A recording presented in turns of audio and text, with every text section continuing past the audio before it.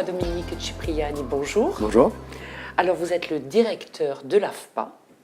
Ce sigle veut dire quoi exactement? Alors AFPA, Association pour la formation professionnelle des adultes. Qui peut bénéficier de cette formation, à partir de quel âge et jusqu'à quel âge? Alors il y a une histoire complexe, longue et qui explique que l'AFPA est aujourd'hui en train de réaliser des prestations en Corse et sur tout le territoire national pour des publics qui sont plutôt des adultes, c'est-à-dire à partir de 18 ans. Il peut y avoir des dérogations, mais je pourrais peut-être vous expliquer pourquoi il y a besoin de dérogations, mais c'est forcément plutôt, majoritairement pour des adultes, et évidemment plutôt pour des personnes qui sont en difficulté avec leur trajectoire professionnelle, de manière à ce que, grâce à la formation, ils puissent mieux s'insérer, trouver une plus juste place dans la société par rapport à leur métier, par rapport à leur profession. Est-ce qu'il y a, on va dire, il y a un âge donc, minima, mais est-ce qu'il y a un âge maxima pour suivre une formation? Non, pas du tout. On n'est pas non plus une université du troisième âge où on n'a pas vocation première à former des personnes qui ne sont pas actives. Donc c'est plutôt pour des actifs. Alors, voilà, le but c'est de faire une formation pour quelqu'un qui va rentrer dans voilà, le ou monde qui est dans actif. un métier, qui est aujourd'hui sur un poste de travail ou qui va le devenir parce qu'il a besoin de revenir sur un poste de travail où il est passé au chômage, où il a besoin de sécuriser son emploi, où il vient d'être licencié. Et donc c'est plutôt ça l'esprit de l'association pour la formation professionnelle des adultes. Mais est-ce que ça peut être le cas, une personne qui est déjà en activité, Bien sûr, et qui veut s'orienter sur une autre filière, est-ce qu'elle peut aussi bénéficier de la formation? Bien entendu, oui. Alors, il y a, le système est complexe de la formation professionnelle, il est très mouvant, très instable depuis plusieurs décennies maintenant. Le système de la formation professionnelle a été créé, je dirais, dans les années 70, de manière solide, et il a vécu des évolutions plutôt positives jusque dans les années 90.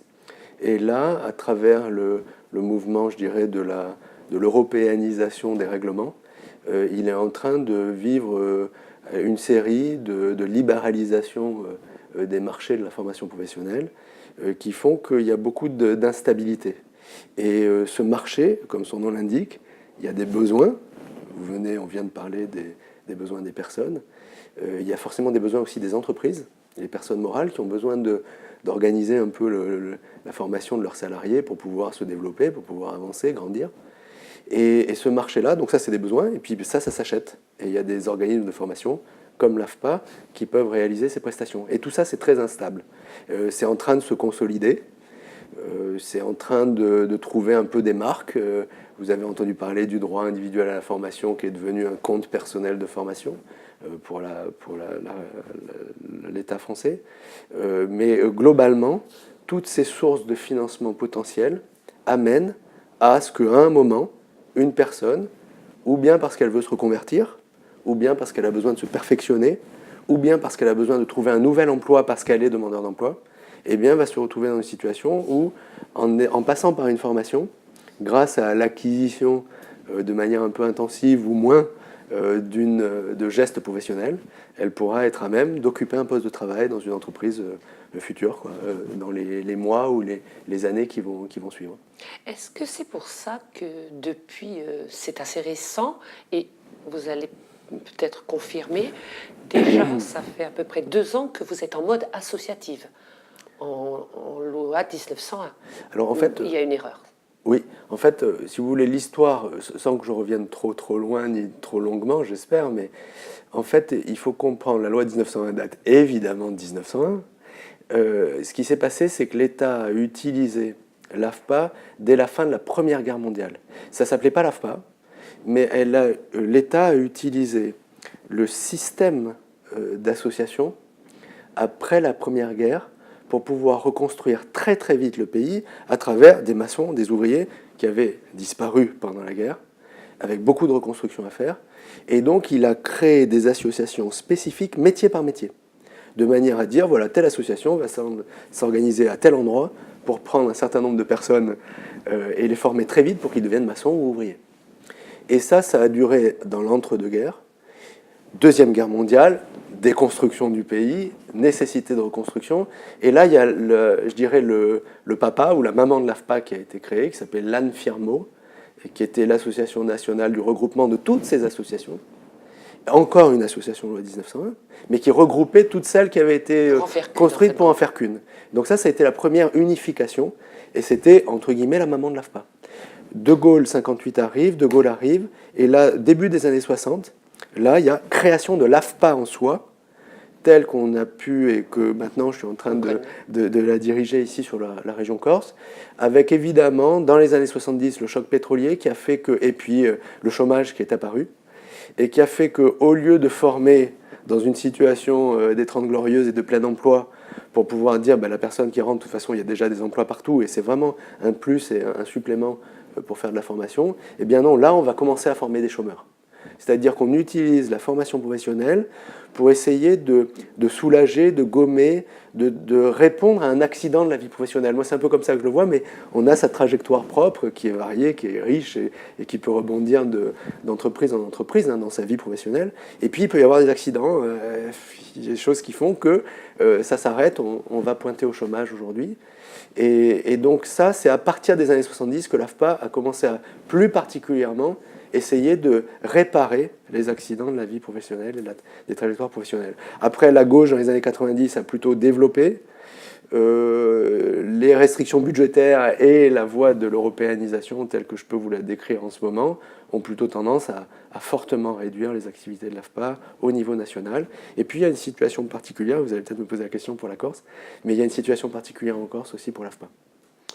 Et donc, vous envisagez, c'était mon autre question, est-ce que, à ce jour, où en êtes-vous, on parle d'un statut en EPIC pour l'AFPA? Alors oui, tout à fait. Alors, donc, on va préciser, donc c'est l'établissement public, je lis bien sûr, à caractère industriel et commercial. C'est exactement ça. Donc, EPIC. Si on se pose la question. Oui, en fait, donc, l'association AFPA date début des années 60, en tant qu'association, mais sa maman et ses aïeux étaient aussi des associations.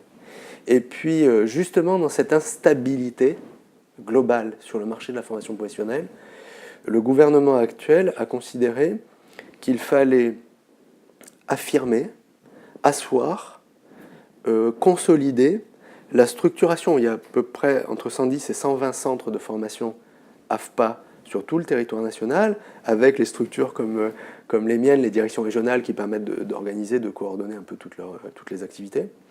Et donc, pour pouvoir asseoir, pour pouvoir consolider cette structure et lui donner toutes les chances de se développer, le gouvernement a considéré à travers la loi sur la formation professionnelle récemment que l'AFPA pouvait, à travers le statut de EPIC, donc établissement à caractère industriel et commercial, établissement public, changer de statut, ne plus être association, devenir agence de la formation professionnelle pour adultes, donc ça, le sigle restera le même, mais à travers ce statut, j'allais dire confirmer que le besoin de soulager les difficultés de la transition professionnelle, de la vie professionnelle de tous les actifs de France, que ce besoin-là était un vrai travail de service public, et que c'était un établissement public, et non pas une association, loi 1901, qui devait s'en occuper et s'en emparer.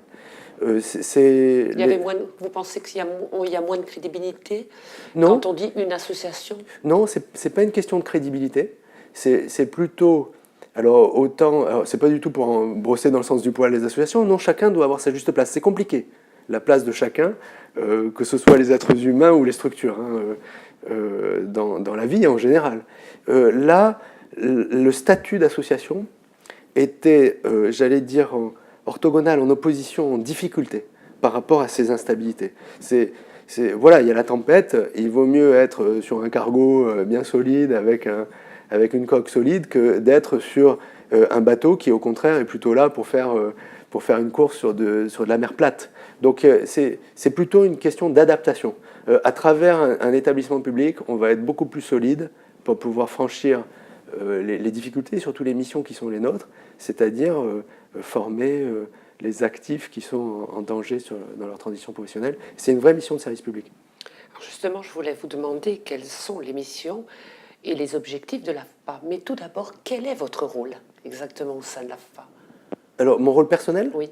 Alors, le directeur régional est le responsable des établissements en Corse. Donc, je suis le responsable pour signer les contrats, les contrats avec les personnes qui sont salariées chez moi, et prendre toutes les décisions et j'allais dire, arbitrer s'il faut le faire localement en fonction des contingences et des directives que je peux recevoir du siège qui est à Paris. Et donc mon rôle, c'est de faire en sorte que, alors je l'espère, c'est pas simple, hein, mais c'est vraiment difficile, c'est passionnant, c'est de faire en sorte que les salariés puissent jouer et avancer, parce que j'aime bien utiliser le terme jouer, parce qu'il faut négocier sans arrêt, travailler dans des conditions qui soient les plus agréables possibles, au service du public, dans le cadre des activités de l'AFPA. Et c'est moi qui suis responsable de tout ça. Alors j'ai 2 directeurs de centres en Haute-Corse et en Corse du Sud. D'une manière générale, c'est plutôt réparti de cette façon-là. Il y a eu plutôt dans l'histoire de l'AFPA une construction autour de au moins un centre par département. Donc c'est le cas en Corse. On a 2 centres de formation. On a le principal qui est à Corté, c'est ça? Alors c'est pas le principal. C'est en volume, en nombre de mètres carrés, il y a pratiquement 10 000 mètres carrés. Donc à Corté, il y a vraiment beaucoup de place en termes de terrain et de nombre de bâtiments. Mais par contre, on en a un à Borgo, on a une antenne à Île-Rousse, on a une antenne à Bastia-Centre, on a une antenne à Porto-Vecchio, on a un autre centre important dans la banlieue d'Ajaccio, et puis on a une antenne aussi à Ajaccio-Centre.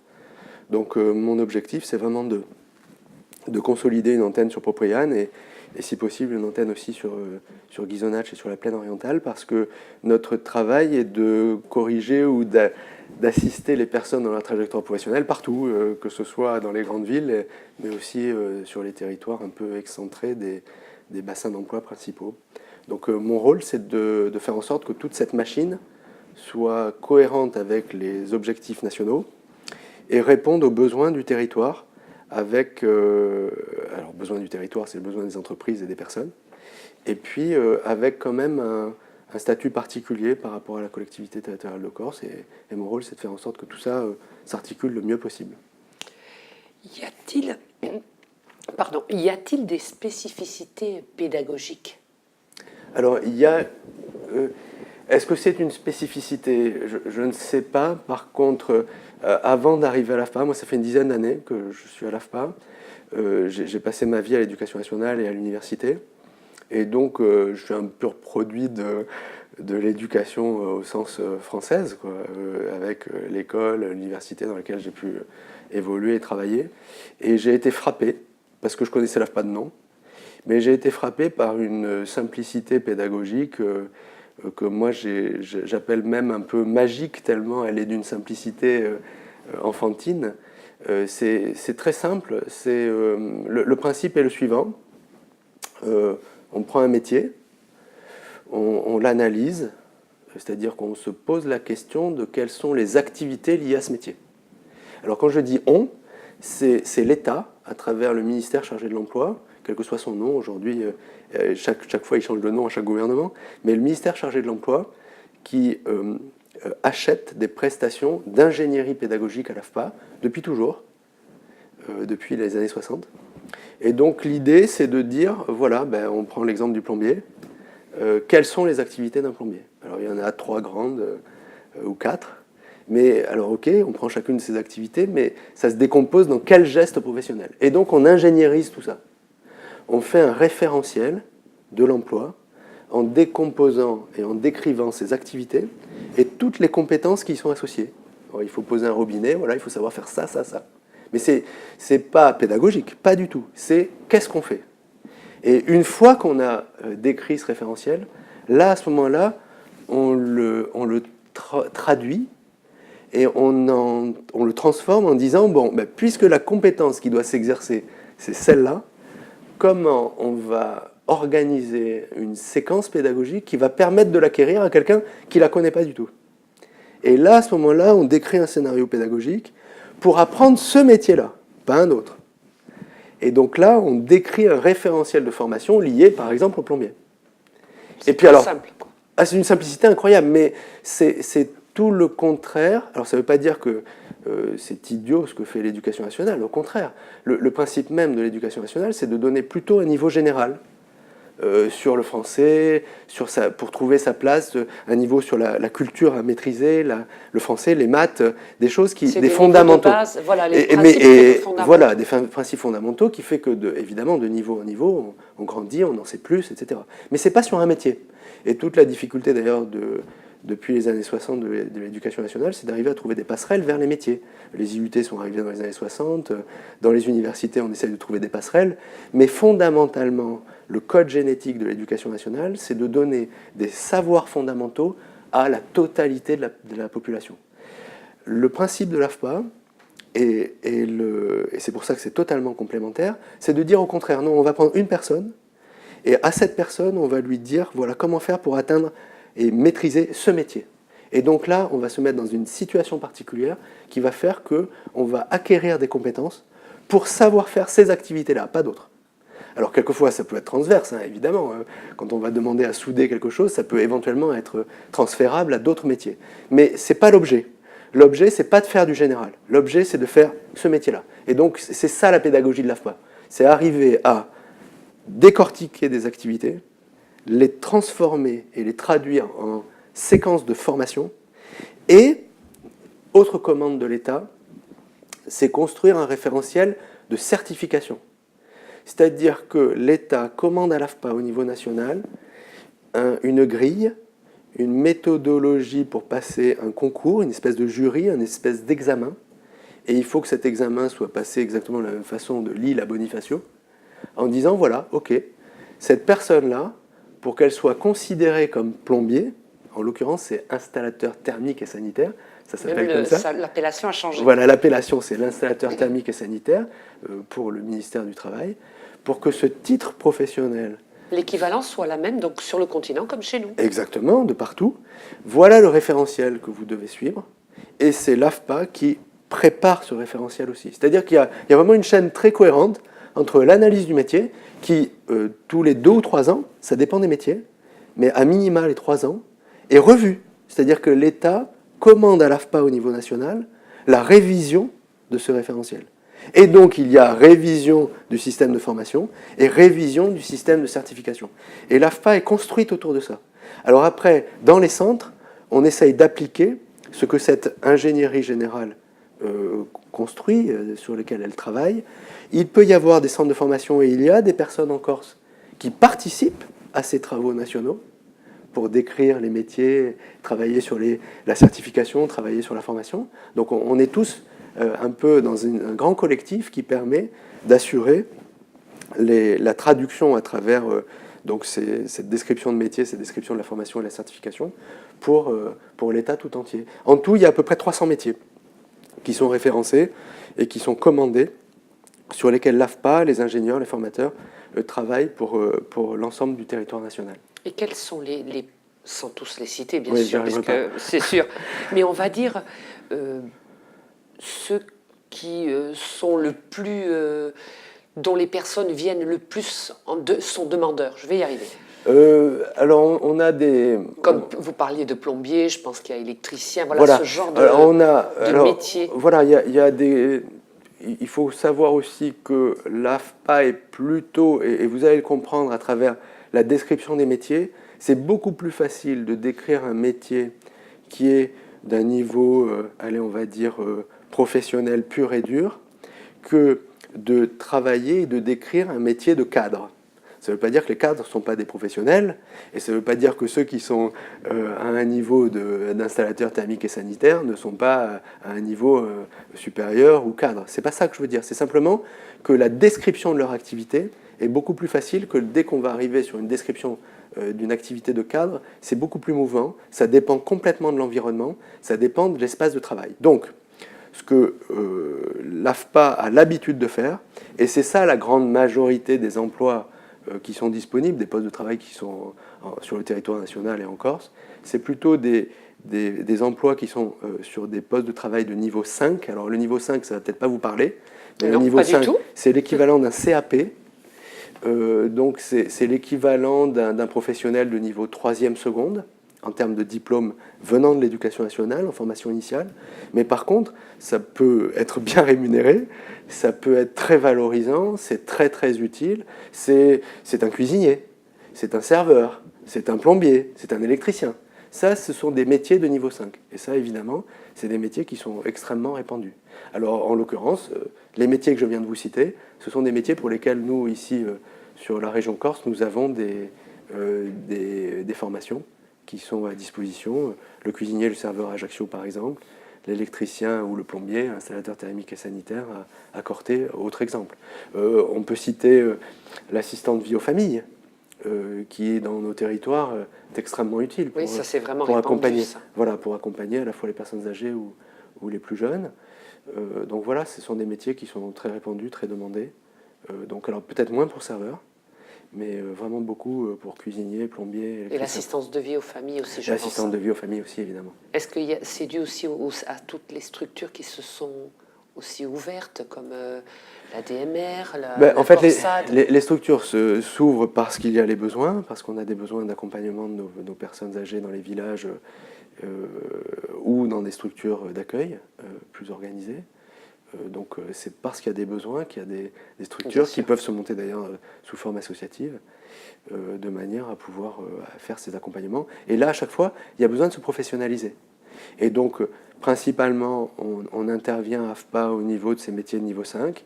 Ensuite, classiquement, il y a un niveau 4, un niveau supérieur, qui est l'équivalent d'un bac. Donc là, c'est plutôt des techniciens. Donc là, on a un niveau supérieur en termes d'activité, où on peut commencer à manager une équipe, où on peut commencer à gérer des projets d'envergure et être en dehors de son propre poste de travail. Et donc là, on a des techniciens, à la fois en électricité, à la fois en plomberie. On n'a pas du côté de la DVF, on n'a pas du côté du cuisinier, mais on n'a pas l'équivalent d'un diplôme ou d'une formation supérieure. Mais par contre, ça peut apparaître aussi sur le territoire corse. Et là, je vous ai donné quelques exemples sur l'électricien et le plombier. On n'a pas précisé, ce sont des formations qui sont rémunérées? Alors la plupart, je dirais, quand on est demandeur d'emploi, on a, quand on a des droits à l'assurance chômage, on bénéficie d'une allocation de recherche d'emploi, de retour à l'emploi, une ARE. Et donc on peut, en passant au statut de stagiaire de la formation professionnelle, lorsqu'on rentre à l'AFPA et qu'on est demandeur d'emploi, le fait de rentrer en stage, ça s'appelle comme ça, on change de statut, on devient stagiaire de la formation professionnelle. Et on ne devient pas apprenti? Non, on n'est pas apprenti. L'apprentissage, alors c'est en train de changer, c'est très intéressant l'apprentissage, c'est une des façons pour l'éducation nationale de faire le lien avec l'entreprise. Et vous savez, et vous avez entendu parler de ce grand écart qu'on a entre l'Allemagne et la France par exemple, où on ne sait pas bien faire de l'apprentissage, parce qu'on est pétri par cette éducation de niveau général et sur la culture générale. On n'est pas axé à l'apprentissage et à l'acquisition d'une profession. Et donc, on n'est pas apprenti. L'AFPA, ce n'est pas un CFA. L'apprentissage est plutôt considéré, et l'est toujours, c'est en train de changer dans la loi, est plutôt considéré comme une formation initiale. C'est-à-dire qu'on dévide sa formation générale et on prend une voie qui est une formation professionnelle qui est par l'apprentissage. C'est comme ça que c'est visualisé. Mais en fait, nous sommes tous des apprentis. Moi, en discutant avec vous, vous en discutant avec moi, en apprenant ce qu'on est en train de faire, on est sans arrêt en train de se remettre d'apprendre. Donc, cette notion d'apprentissage, le statut n'est pas celui de l'AFPA. Celui de l'AFPA, c'est stagiaire de la formation professionnelle, c'est extrêmement réglementé, et en effet, ça peut être rémunéré. Et d'une manière générale, on va dire que 99% des stagiaires qui sont demandeurs d'emploi et qui rentrent à l'AFPA ont droit à cette rémunération. Il y en a à peu près 30 à 40% qui sont rémunérés directement par l'AFPA au nom de la collectivité territoriale de Corse. 50-60% qui restent rémunérés par Pôle emploi parce qu'ils sont bénéficiaires de cette allocation de retour à l'emploi et en fait ils ont une allocation spécifique pendant leur stage de la formation professionnelle. Et puis nous avons aussi beaucoup de salariés qui viennent, alors ils restent salariés. Quel nombre vous avez de salariés? J'allais dire que sur les 3 dernières années, on a eu une moyenne d'à peu près 2800, 2600 personnes qui sont venues à l'AFPA chaque année. Sur ces 2600, 2800, on a fait la bascule en 2014. En 2014, on a eu plus de salariés que de demandeurs d'emploi. Et donc désormais, on a plus de salariés que de demandeurs d'emploi. Donc l'année dernière, on a eu peut-être 2000 salariés, 800, 700 demandeurs d'emploi. Par contre, oui. je ne voudrais pas oublier, sur Ajaccio, il y a une spécificité, il y a un restaurant pédagogique. Oui, vous avez peut-être entendu parler de ce restaurant pédagogique parce ça fait maintenant 4 ou 5 ans qu'il s'exporte, enfin il se déplace pendant une semaine, enfin pendant 10 jours, le temps du Salon de l'Agriculture sur le stand de Corse au Salon de l'Agriculture à Paris. Donc ça se passe toujours fin février. Alors là, on déplace le restaurant pédagogique. C'est-à-dire qu'au lieu de rester sur Ajaccio, on tient le stand et le restaurant sur place, là-haut, au Salon de l'Agriculture. Et là, nos stagiaires cuisiniers, nos stagiaires serveurs, nos formateurs partent là-bas et donc servent à manger. Alors on a des accords avec les chambres d'agriculture pour essayer de trouver et d'utiliser un maximum de produits, évidemment issus des producteurs corses. Voilà. De manière à faire découvrir des plats et des produits corses aux visiteurs du Salon de l'Agriculture. Et donc oui, nous avons un restaurant pédagogique, comme beaucoup de lycées hôteliers, entre guillemets, de lycées de notre île, qui ont sur place un restaurant pédagogique. Il n'y a rien de mieux dans justement cette traduction du geste professionnel que de mettre en situation professionnelle. Et la mise en situation professionnelle, bien, ce sont ou des ateliers, ou, en l'occurrence pour la cuisine, il y a la partie cuisine, et puis évidemment, pour le service, on a un vrai restaurant où il y a des clients qui arrivent, on les accueille, on les installe, etc. Est-ce que c'est parce qu'on est dans une région touristique que ce restaurant a été... Oui, principalement. C'est-à-dire qu'il n'y a pas des formations de cuisine et de serveurs dans toutes les régions. Voilà. Il y en a... Alors, il y a un centre qui est en train de se créer à Cannes, en PACA, et qui va être le centre de référence nationale un peu de toutes nos formations de l'industrie touristique, de l'industrie hôtelière, pardon. Donc nous sommes bien placés, je dirais avec 3-4 formateurs entre la cuisine et puis entre l'hôtellerie, je dirais, et la cuisine, le restaurant, sur la Corse du Sud. Alors on va arriver au terme de cette émission, oui. Mais j'aimerais que vous me donniez quelques mots sur le MOOC. Ah, sur le MOOC cuisine. Alors, ce sont des cours en ligne, on va préciser. Oui, le MOOC, alors je ne me souviens plus exactement de la dénomination anglo-saxonne du MOOC, mais le principe, autant se souvenir uniquement de l'acronyme, le principe c'est quelque chose qui est gratuit en ligne, qui se développe. Il y a des MOOC dans les universités, hein. Vous pouvez, par exemple, il y a un MOOC célèbre à Lille, c'est l'école de commerce de Lille, qui propose un MBA, quoi, enfin, l'équivalent de diplôme de niveau Bac+5 hein, en ligne. Donc les MOOC se développent, évidemment c'est parti des États-Unis. Et nous, l'AFPA a développé un MOOC cuisine il y a quelques mois. Il connaît un très franc succès, on a dépassé les 50 000 inscrits, sur tout le territoire national évidemment.